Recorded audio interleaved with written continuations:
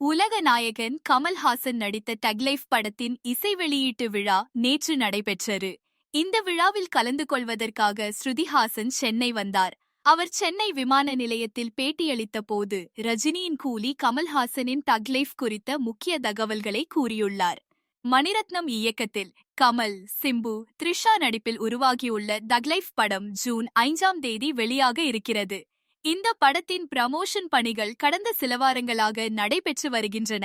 இந்நிலையில் நேற்று பிரம்மாண்டமாக இசை வெளியீட்டு விழா நடைபெற்றது.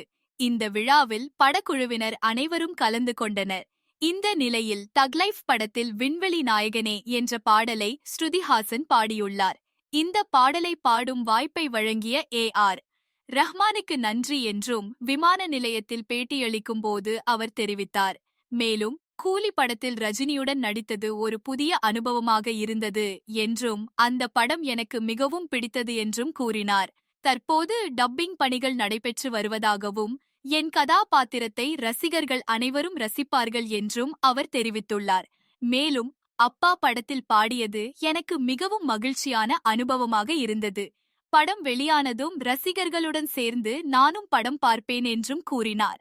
அப்பா கூப்பிட்டால் எப்போது வேண்டுமானாலும் அவருடன் இணைந்து நடிக்க தயார் என்றும் தெரிவித்தார்.